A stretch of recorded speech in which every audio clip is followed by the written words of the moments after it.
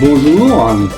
Aujourd'hui, nous sommes avec Hubert Auriol, qui nous a fait l'amitié de ce petit entretien pour Bike 70. Nous aurons l'aide de Philippe Vassard. Bonjour à tous. Pour tracer la carrière d'Hubert. On va commencer par les questions classiques. Date de naissance, lieu de naissance, et puis surtout comment t'es arrivé à la moto, ton parcours, ta carrière. Je suis né en 52, donc aujourd'hui j'ai 66 ans. Et ça fait quand même une paye maintenant, parce que j'ai eu la chance de participer au premier Dakar en 78. Et ça a été pour moi un peu une révélation, parce que je suis arrivé à la moto un peu, pas par hasard, mais par envie de voyager et de vivre l'aventure, puisque avant j'étais dans le textile, donc j'avais une carrière traditionnelle après avoir fait mes études, où j'avais entendu toute mon enfance mes parents dire passe ton bac et on verra après, fais tes études et on verra après. Chaque fois que je parlais de compétition, pour eux, ça leur passait loin au-dessus de la tête. Et puis voilà, j'ai commencé à faire un peu de trial en région parisienne, parce que c'était la façon la plus économique de mettre le pied dans la compétition. Et donc ma seule expérience, c'était d'avoir fait un peu de trial. Et j'ai commencé à fréquenter un petit peu le milieu. Et dans le milieu, il y avait mon concessionnaire YAM de l'époque, qui s'appelait Dominique Sauvêtre, qui avait le magasin La Moto Verte dans le 16e. Et c'est lui qui, un jour, j'en parlais avec lui, il me dit écoute, tu sais, j'ai un copain, il va organiser une course cette année qui va aller à Dakar, qui va aller de Paris à Dakar. Ah, je lui dis mais c'est génial, parce que moi, tu sais, j'ai été voir Jean-Claude Bertrand dans ses bureaux dans le 17e pour le côte-côte, mais je suis parti en courant parce que c'était injouable financièrement parlant, et c'était l'année où il devait faire le fameux côte-côte qui partait de la Nouvelle-Orléans et qui finissait à Caracas, quoi. Caracas, oui. Et 5-5. Et là, 5-5, et je me suis dit, attends, là, c'est pas, jamais je trouverai l'argent, jamais j'aurai les moyens de faire. Donc, quand Sauvêtre me parle de Paris-Dakar, et donc je fonce avec lui chez TSO, qui était rue du Banc dans le 16e à l'époque, et on arrive dans le bureau, et Thierry était là, donc je repars avec le petit leaflet qu'il avait organisé, et moi j'avais les yeux qui brillaient et tout. Putain, je trouvais ça génial, parce que je me suis dit, je veux en faire partie. Et ce qui était marrant, c'est que je me suis dit, cette course, elle est pour moi, il faut que je la fasse. Et c'était tellement, il faut que je la fasse, que j'ai démissionné du job dans lequel j'étais, donc c'était quand même une décision importante. Mon père n'était pas forcément très content, et ma mère un peu inquiète. Surtout, il me disait, mais c'est dangereux. J'ai dit, non, c'est pas dangereux, tu penses. Moi, j'avais vu ça dans les journaux, donc je savais absolument pas ce que c'était que le Dakar. Enfin, c'était un type de course que je connaissais pas. Et puis, c'est comme ça que je suis parti la première année pour faire le Dakar. Voilà. Et c'est comme ça que non seulement je suis parti, mais quand je suis revenu, ça m'a bien mis la tête de travers, et ça a changé ma vie, quoi. Alors justement, Hubert, raconte-nous pour le Bike 70 le premier départ, comment ça se passe, la préparation. Parce que là, c'est une aventure, le sport mécanique. C'est pas que le sport, il y a la mécanique, mais aussi les budgets à trouver. En fait, ce que j'ai pas dit, c'est que j'avais très très envie de partir, parce que moi je suis né en Afrique, je suis né en Éthiopie, donc en Afrique de l'Est. J'ai vécu toute mon enfance là-bas, j'ai vécu 12 ans en Éthiopie, donc j'ai été quand même marqué par l'Afrique. Et c'est vrai qu'après mes années d'étudiant et tout, j'avais envie de voyager, j'avais envie de rêver, de faire un peu le tour du monde et tout. Enfin, c'était, voilà, étudiant, on prend la vie à pleine main, on se dit, voilà, qu'est-ce qu'on va faire ? Et puis les choses ont tourné différemment. J'ai fini mes études, j'avais pas un rond, j'ai commencé à bosser.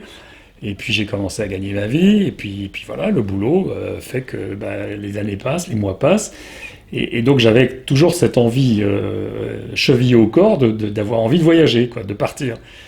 Et quand j'ai eu la possibilité et de partir en Afrique, donc au travers du Dakar, dans une organisation, parce que le problème c'est partir tout seul, c'est une organisation, il faut s'organiser, il faut trouver quelqu'un qui partir et tout, alors que là d'un seul coup je partais, il suffisait entre guillemets, il suffisait de s'inscrire, et puis on faisait partie de la course, on faisait partie de l'aventure. C'était cadré. C'était cadré, et c'est comme ça que j'ai mis le pied là-dedans, et c'était fantastique, parce que bon, à l'époque, faut se remettre dans le contexte, le Dakar, personne ne savait ce que c'était, enfin pas grand monde. Et c'était une course automoto camion en Afrique, c'était quand même très nouveau.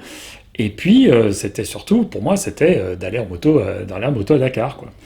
Et c'est comme ça que je suis parti. Alors la première année, c'était génial. Donc d'abord, il fallait trouver une moto. Il n'y avait pas 50. À l'époque, il y avait la 500 XT, la 250 XLS Honda et la 350, la 250 Suzuki. C'était les seuls modèles SP. De série SP. Donc le choix était vite fait. Donc moi, c'était 500 XT. Mais le problème, c'est que les 500 XT, il fallait en trouver une. Parce qu'à l'époque, il y avait des quotas d'importation. Donc dès qu'il y avait un petit lot de XT qui arrivait, pof, elle s'était vendue aussitôt. Donc je me souviens d'avoir fait le siège de Gilles Comte, qui était le concessionnaire Yamaha à Suresnes, pour garder, parce que Gilles Comte avait fait le côte-côte, donc on va en parler, parce que c'est quand même ce qui m'a donné envie de partir en Afrique, c'est les exploits, entre guillemets, des premiers pilotes qui sont partis, qui ont fait le côte-côte depuis pilote. Et c'est comme ça que, en partant sur le premier Dakar, j'ai fait connaissance des vieux qui avaient une expérience énorme de l'Afrique, Vassar, Comte, Christian Rayer, etc. Fenouil, René Medge, que je connaissais des circuits, parce que j'avais traîné un peu sur les circuits, et autres, voilà, et c'est comme ça que, voilà, l'aventure a commencé, quoi. On a été un peu tes modèles, alors. Exactement. Modestement. Donc ce premier team, t'es pas parti avec n'importe qui, quand même, hein. Déjà, ce premier team, c'est... Non, je suis pas parti avec n'importe qui, et en plus, bon, alors... J'avais zéro expérience de la compétition, puisque moi, c'était mon premier Dakar, c'était ma première vraie compétition. Mais je me suis dit quand même, partir pour l'Afrique, pour faire 10 000 km, il faut avoir un minimum d'assistance. Alors comme j'avais pas trop de sous, parce que j'avais acheté la moto, j'avais de quoi me payer l'inscription, mais j'avais pas... J'ai eu la chance que mes clients à l'époque dans le textile, il y en a eu un qui était UCLA, je racontais mon aventure, ils trouvaient ça tellement génial, qu'en fait, avant même que je parte, j'ai eu mon premier contrat. C'est-à-dire que j'ai eu UCLA comme sponsor la première année, donc du coup, j'ai eu un peu plus de sous que prévu, et je me suis dit, attends, t'as eu un peu plus de sous, on te donne de l'argent alors que tu n'as rien fait, et là, je me suis dit, il faut que je me structure un peu, et je me suis rapproché de Neveu que je connaissais parce que je faisais du trial avec lui, et c'est comme ça que on a fait équipe ensemble la première année, donc ma moto a été préparée chef des motoshops à Orléans. On est parti avec Neveu, puisque Neveu avait son père qui lui faisait l'assistance avec un Toyota pick-up. Et comme ils n'avaient pas assez de budget, ils s'étaient rapprochés de BMW, qui engageait une première moto pour Fenouil, pour partager l'assistance. Donc on était trois, Fenouil, Neveu et moi, dans le même team privé. Et on s'est retrouvés, à faire le Dakar ensemble, avec Fenouil, entre guillemets, vieux routier de l'Afrique, parce que bon, il avait déjà fait la traversée de l'Algérie avec une Kawasaki, avec une Kawasaki 900, par Gary, Gary, bon, il avait une petite expérience, c'était journaliste, c'était les débuts de motojournal. Neveu avait fait le côte-côte, le deuxième en 500 XT, et moi j'ai été intégré là-dedans, donc je suis parti avec des gens entre guillemets qui étaient capés pour moi, parce que et je débutais. Bien sûr. Et puis c'est comme ça que on a fait équipe. Alors c'était rigolo parce que on s'est découvert un peu sur la course et on s'est retrouvé au Trocadéro le 26 décembre 78 pour partir pour Dakar la première année. Un temps, je me souviens, froid, gris, on s'est bien caillé les meules pour aller, surtout je me souviendrai toujours de ce départ du Trocadéro, donc on part avec la combinaison de pluie et tout, j'avais une combinaison Plastex bleu pétard, et on arrive, donc on fait la liaison sur la Nationale 20, on arrive à Orléans pour faire le prologue. Il y avait Montlhéry. Il y avait Montlhéry. me souviens de mon Et très là, boueux. très très boueux. Camp militaire. Et donc on attaque dans le camp militaire sans enlever la combine. Donc en se disant il faut essayer de rouler le plus vite possible et tout. Et je me souviens toujours, je suis sorti de la spéciale. Donc première chose, on voulait savoir son chrono, quoi. Donc parce que moi je suis parti, j'avais le numéro 65 la première année. Et donc je crois qu'on partait dans l'ordre des numéros, si je me souviens bien. Je crois, oui. Et donc je regarde le classement et puis j'étais pas dernier, quoi. Donc j'étais déjà, je me suis dit il y a des mecs plus mauvais que moi. Donc, parce que je veux dire, moi c'est la première fois que je roulais en tout terrain, donc je savais absolument pas ce que je valais entre guillemets par rapport aux autres. Et voilà, c'est comme ça que ça a été ma première vraie confrontation et découverte de la piste. Alors après, on s'est bien caillé les meules pour la traversée de la France, Orléans, Marseille. Je me souviendrai d'avoir les doigts gelés parce qu'à l'époque on était super mal équipés. On s'arrêtait chaque fois qu'on pouvait prendre un café et tout. Et déjà la première année, il y avait déjà un monde fou sur tous les carrefours et tout. Et il y avait un enthousiasme qui était incroyable, quoi. Enfin, pour moi, c'était une révélation parce que moi tout ça, on ne connaissait pas. Je veux dire, c'était le début. Alors, les gens nous regardaient avec des yeux, disant putain, ils nous enviaient. On sentait une espèce d'envie dans leur regard. Et nous, on était un peu les héros de la fête. Je disais, putain, et on était trop contents d'être. On disait, nous, on part en Afrique en moto. On est les acteurs. Voilà, on est les acteurs.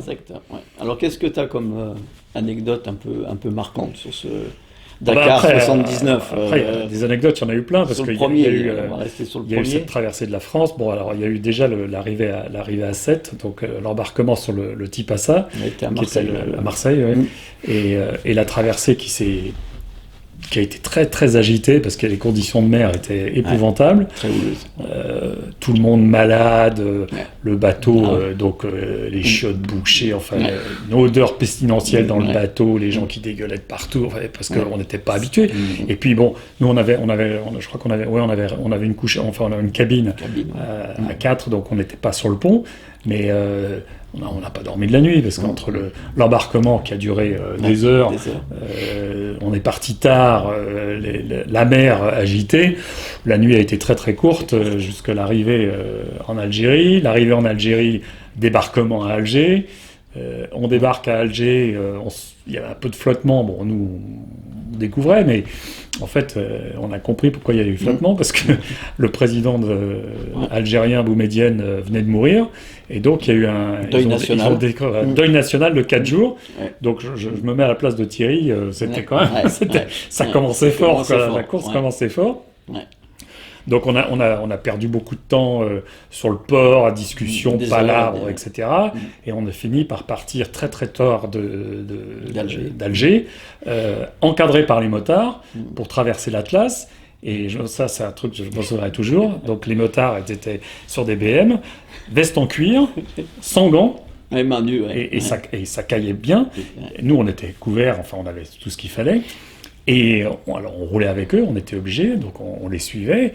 Et les mecs, on imaginait le froid qu'ils avaient. Bon, au bout d'un moment, quand on est arrivé dans l'Atlas, on les a lâchés, c'est-à-dire on les a doublés, et on s'est mis à rouler, et on a roulé de nuit, en pleine nuit, et je me souviens, on a roulé jusqu'à 1h ou 2h du matin. Jusqu'à la Goutte, et on avait tellement froid, on n'en pouvait plus, qu'on a décidé de s'arrêter sur le bord de la route. Donc nous, on avait la chance, on était donc Fenouil, Neveu et moi. On s'est arrêté, il y avait le Toyota derrière, on s'est arrêté sur le bord de la route et on a dormi dans le bas-côté. On a sorti notre duvet, donc on s'est mis tout habillé dans le duvet et on a dormi comme ça sur le bord de la route. Bon. On n'a pas dormi beaucoup, mais on a fini par se réveiller juste quand le jour pointe. Et là, on s'est levé, on avait les genoux qui faisaient des castagnettes tellement on se caillait. Et on avait quand même le givre sur les sacs de couchage parce que la température était descendue, je sais pas, il devait faire -1, -2. Il était négatif, Et bon, on s'est bien caillé les meules, mais ce qu'on savait pas, c'est que nous, entre guillemets, on était de privilégiés parce qu'on avait notre assistance et tout. Parce qu'il y avait des petits privés qui attendaient leur assistance et leur sac de couchage, c'était les pilotes Honda. Tout à fait. Nous, on a un souvenir vraiment très très marquant. Parce que vous, l'avion... L'avion, il n'a pas atterri là, on l'a vu beaucoup plus tard. Le lendemain, je crois. Le lendemain. Donc, Et en fait, cette première étape, elle a fait des dégâts parce que, bon, déjà en temps normal, ça a été dur de rouler de nuit et d'aller à l'étape suivante. Mais il y a des mecs qui sont tombés en panne, enfin, ou qui n'ont pas dormi. Et je ne sais plus combien, mais enfin, je pense qu'il y a une bonne quinzaine de mecs qui ont abonné en moto avant même la première spéciale. Et là, on avait fait que de la route. On n'avait pas encore fait de spéciale parce que notre particularité, en plus de ces premières années du Dakar, c'est qu'en arrivant à Alger, on avait quand même 2500-3000 bornes de goudron pour aller dans le sud avant de commencer à faire de la piste. Donc c'était de la route. Et la route, l'Algérie à cette époque-là, il fait quand même très très froid. Et une fois qu'on a passé l'Atlas, ça va mieux, mais enfin, les premiers kilomètres, c'est toujours... c'est très éprouvant. Ça, c'est des souvenirs que je garde des premières années. C'est long, on a l'impression que ça n'en finit pas, rouler de nuit avec les phares sur le bitume, avec ces routes toutes droites. Bon, il n'y a pas de trafic, mais c'est quand même... très longue liaison. C'est très long. Ouais, Malheureusement, c'est puis surtout, ces premières années, enfin, le souvenir que j'en ai, c'est que j'ai l'impression qu'on faisait des heures et des heures en moto. C'est vrai. On était... Parce que chaque fois, les étapes, enfin, c'était 500 bornes, 800 bornes, 900 bornes, enfin, c'était... Ouais. Je veux dire, on avait le courage, quoi. Ouais, on avait du courage, et c'est vrai qu'une première sélection se faisait, comme tu disais. Ouais, bon, après, on arrive assez vite sur le show. Alors, tes premiers tours de roue, ça va. Alors, le premier tour de roue, ce qui est marrant, c'est justement l'arrivée. Donc, la première spéciale, les premiers kilomètres sur la piste. On arrive à Regan. Donc Regan, c'était un nom un peu connu parce que c'est là où il y a eu tous les essais de nucléaire français. Donc on connaissait le nom, mais donc on arrive, c'était une petite bourgade et tout, avec des petits restaurants, des petites épiceries et tout. Bon, et c'était marrant parce que avant, on s'arrêtait sur la route chaque fois qu'on avait la possibilité qu'il y avait une petite gargote, un petit bistrot. Alors, on mangeait une omelette par-ci, un café au lait par-là. Donc, on agrémentait la descente en Algérie. Et arrivé à Regan, donc on passe la nuit là. Et le lendemain matin, donc Sabine fait son briefing. Et c'était le jour de la première spéciale. Donc, briefing de Sabine et tout, ce machin, les conditions de sécurité, est-ce que vous avez vos balises, couverture de survie, je ne sais plus ce qu'il y avait d'autre, il fallait avoir un compas, enfin, fallait les matériels obligatoires. Un peu et d'eau. Et puis, surtout, il fallait avoir 3 litres d'eau obligatoires sur les motos. Et moi, j'avais bien les 2 gourdes pour les 3 litres. Mais dans mes 2 gourdes, j'avais du whisky. Parce que j'étais parti avec du whisky en me disant, on sait jamais, mais peut-être pour négocier, s'il y a besoin de bac chiché sur la route ou quoi que ce soit, ça peut servir. Et donc j'avais mes deux gourdes de whisky accrochées, que j'avais acheté au Vieux Campeur, accrochées sur le côté de la moto. Et quand même, juste avant le départ, je me dis quand même, là j'ai pas d'eau, puisque j'avais mes 2 gourdes, mais j'avais pas d'eau. Donc j'hésite un moment et puis je me décide quand même. Alors je fais le tour des gens autour de moi et je dis vous voulez pas un coup de whisky parce que je voulais mettre de l'eau. Et puis tous les mecs que je rencontre, il n'y en a pas un qui m'a dit ah ouais super machin etc. Donc une fois que j'ai épuisé un peu tous les gens que je connaissais pas grand monde, mais les quelques personnes que j'avais autour de moi, je me suis résigné. Et j'ai versé les 2 bouteilles de whisky dans le sable et j'ai été chercher des bouteilles d'eau et j'ai rempli mes gourdes avec les bouteilles d'eau. Et c'est comme ça que j'ai pris le départ. Alors j'étais tranquille, j'avais bien ma réserve d'eau à bord et je prends le départ. Donc je me souviens toujours, Roger Kalmanovic, le starter, 5, 4, 3, 2, 1, boum, et c'est parti. Et moi je me souviens que mon angoisse c'était de me dire mais comment je vais faire 250 km d'une traite sur la piste? Parce que moi, j'avais jamais fait. J'avais jamais fait une étape, entre guillemets, aussi longue. Bon, j'avais fait le prologue, donc j'avais vu que j'étais capable de tenir sur la moto et de ne pas être le dernier. Et donc, je prends le départ de la spéciale. Et puis voilà, on prend un rythme. Et puis voilà, au fur et à mesure, je commence à rattraper des mecs. Donc je double un mec, je double un 2 mecs. Donc à chaque fois que je double un mec, je me dis putain, j'ai gagné une place parce que on pense qu'à ça. Et puis en fait, moi j'étais parti en disant bon, on va tenter de rejoindre Dakar. Donc l'objectif, c'était pas la victoire, c'était pas ça, c'était d'aller à Dakar, quoi, d'arriver à vivre cette aventure et d'aller au bout. Bon. Mais pas dans les derniers. Ah ben non, mais pas dans le dernier, oui, mais ça c'est venu dès que j'ai fait les premiers kilomètres de piste. C'est que dès que j'ai commencé à doubler un mec, je me suis dit, si j'en ai doublé un, je peux en doubler un autre. Et là, l'instinct de compétition prend le dessus, et ça y est, on est pris dedans. Et d'ailleurs, rapidement, ça m'a joué un tour, parce que donc j'avais doublé, je sais pas, peut-être 4 ou 5 mecs, et donc j'étais bien, j'avais mon rythme et tout, j'étais sur la piste, et à un moment, la piste fait une espèce de grande courbe, donc on voyait les poussières, et donc je vois les poussières bien au loin à gauche.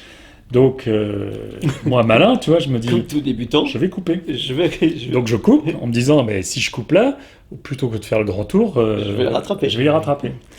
Donc, je coupe et je suis hors piste. Je suis hors piste et tout. Et évidemment, qu'est-ce qui se passe? J'arrive sur des vagues trop vite, tu vois, vagues, trop vite. Et je me fais un vol plané incroyable. Et je retombe sur la roue avant, les couilles dans le réservoir. Mais je tombe pas, donc je tombe comme ça et je m'arrête. Donc je me prends un coup, tu vois, ouais, comme tu dis, tu souffles et tout, et je me dis... Avertissement sans frais. Ouais. Et là, je m'arrête, le temps de reprendre mes esprits, et je me dis, arrête tes conneries, je fais demi-tour, et je vais récupérer la piste. Donc, non seulement je récupère la piste, parce que j'avais déjà fait 5-6 bornes, les mecs que j'avais doublés, m'avaient repassé. Bon. Et donc, je reprends ma place sur la piste, mais je me dis, arrête tes conneries, ça va. C'est un avertissement sans frais. Et je finis la spéciale, progressivement, et tout, je rattrape des mecs, etc. Bon, et je finis, je me souviens plus, mais pas trop mal. Et là, je me dis, putain, ça y est, t'as fait 250 km. Mais, en fait, les 250 km, ils sont passés relativement vite, parce que moi qui m'en faisais une montagne en disant je vais jamais être capable de faire ces 250 km d'une traite, je les ai fait. C'est bien passé, ouais, bien passé. Et puis bon, j'ai eu un avertissement sans frais, mais une fois qu'on est arrivé à cette première spéciale, les informations commençaient à tomber parce qu'il y a eu des chutes, des jambes fracturées, il y avait des abandons. Comment ça s'appelle Il y a eu le trialiste, la Desnoyers, qui était un de tes collègues, qui a abandonné. Oui, parce que Desnoyers, il faut rappeler que Desnoyers, il avait gagné le prologue. Donc moi je me dis, si un trialiste a gagné le prologue, c'est bon signe, ça veut dire que le trial, c'est une bonne école. Alors, c'est-à-dire que j'étais partagé entre les bonnes informations et les mauvaises informations, parce que j'ai découvert d'abord le danger, parce qu'il y a eu quand même plusieurs personnes qui se sont pété la clavicule, la jambe et tout, cette première étape. Il y a eu pas mal de fractures le premier jour. Bon, ça c'était le premier jour. Le deuxième jour, on rejoint, on va à Insala. Et là, on faisait 100 km de plus, donc c'était plus de 250, c'était 350 km. Et là, pareil, je me dis, putain, 350 km, mais comment je vais faire? Et en fait, arrivant à Insala, au bout d'un moment, j'avais fait 350 km et tout. Et tu vois, chaque fois, tu en fais un peu plus, et un truc tu pensais que c'était impossible, tu t'en faisais un monde, et en fait, tu y arrives. Quoi. Bon, ça, Insala, donc Insala, il y avait un truc assez rigolo, Insala, parce que Insala, en fait, c'était le jour du réveillon. Donc, on a fait le réveillon à Insala. Et réveillon à Insala, en fait, Sabine, il avait acheté un chameau pour les concurrents, parce qu'il n'y avait pas de bivouac à l'époque, il n'y avait rien. Enfin, il y avait pas de nourriture. Il y avait un chameau donc, pour toute la caravane du rallye, qui était dur comme la semelle. Donc, je me souviens qu'on a dû aller, je crois, parce que Fenouil, à l'époque, comme il avait traversé l'Algérie, il connaissait un peu. Alors, on a été dans un petit restaurant, une petite gargote locale, donc on avait mangé des dattes, du lait de chèvre et tout, ce qui était sympa. Mais bon, enfin, le réveillon se résumait quand même à pas grand-chose. Et puis le lendemain, on a continué à descendre toujours vers le sud jusqu'à... ça nous amenait... Delta Nezrouf, tu as traversé là. Oui, les gorges de l'Arak et tout, et après on arrivait à Tamanrasset. avec une belle liaison sur la route, parce que je me souviens que ça en finissait pas d'arriver à Tamanrasset. On arrivait à Tam, la Transsaharienne, on s'était bien caillé les meules, on a découvert les premières langues de sable sur le bitume. Très on s'est fait des belles chaleurs, parce que on arrive d'un seul coup, putain, c'est des trucs à se casser la gueule. Et voilà, donc t'arrivais à Tamanrasset, il fallait faire les papiers à Tamanrasset parce que c'était la sortie de l'Algérie. Donc la queue à la police pour faire. Et là, je me souviens, on faisait la queue et d'un seul coup, je sens mes intestins qui étaient en train de... Les gargotes. Les conséquences des gargotes. Et donc je pose tout, je prends ma moto et je file dans le désert. Derrière la dune. Et là, je me suis vidé, mais comme c'est pas possible. Deuxième avertissement. Et là, j'étais pas très frais parce que en fait, c'était le stress de tout ce qu'on avait vécu les premières étapes. Les chauds-froids qu'on s'était pris entre le froid sur la route, le vent, etc. Et puis on avait quand même, on bouffait des salades, des tomates et tout, donc la tourista, plus le café au lait, enfin tout ça, bon, c'était pas forcément idéal. Et donc la première nuit à Tamanrasset, on était au camping de Tamanrasset.